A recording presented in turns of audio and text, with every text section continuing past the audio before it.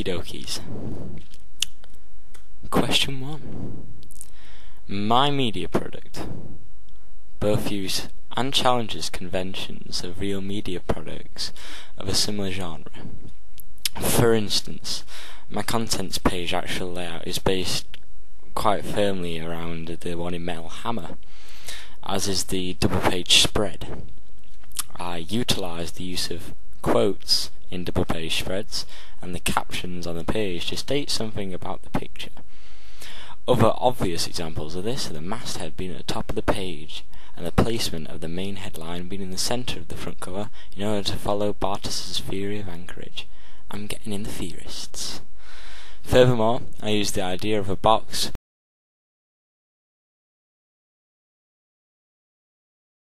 with all my subheadings in from Classic Rock magazine, because I thought this was an effective way of, displaying them without drawing too much attention away from the main headline. These are all conventions to which I have followed as set by other music magazines, some of which are very generic, but others are more specific to certain magazines and the certain house style of that magazine. However, I've also challenged some of the conventions. For instance, the house styles, like in Metal Hammer and Classic Rock, are like in a grey colour.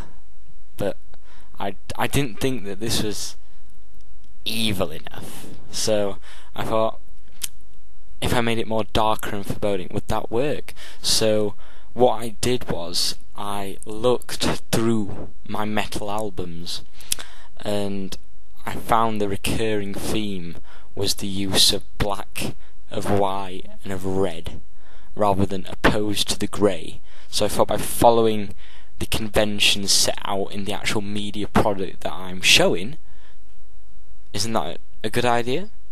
So that's what I went with. So that's going against a normal convention of these kind of magazines.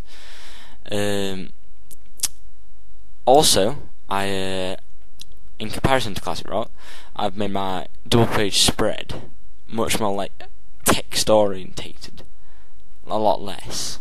In Classic Rock it tends to be a lot of text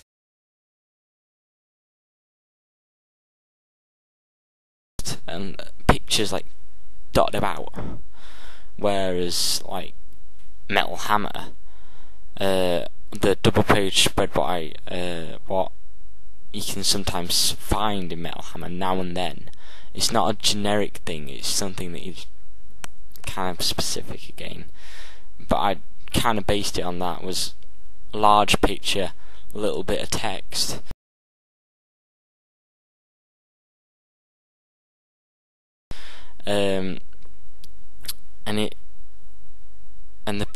By having the picture as large, it communicates a connection between the audience and the people in the picture, and that's something that can't really be exploited by text. So I thought, if I went for this, getting that connection, that visual connection, was something that would work a lot more for my type of magazine.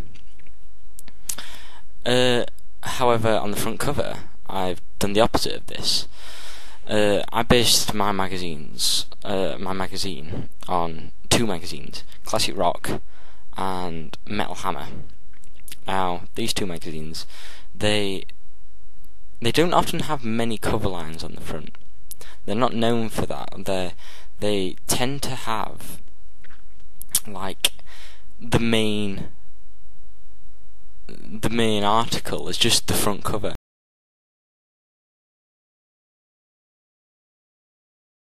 Just a big picture of what's the main article, a single headline, hardly any cover lines, and that's what I was following. But I went the other way, and decided to have more cover lines, which is like something that you're more likely to find in Kerrang, which is, it's not as Kerrang is more broader, it's aimed at a more mass audience in comparison to like Metal Hammer and Classic Rock. So I got a lot more couple lines because I wanted to draw the reader's attention, but I didn't want to take it away from the picture, so I also used quite an eye-catching picture as well.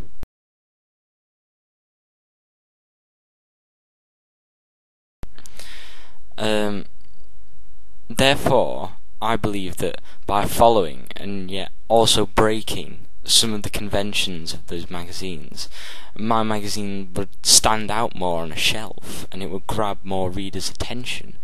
And therefore, I think that Metal Sabbath, my magazine, would have a much better chance of competing with other, more established magazines.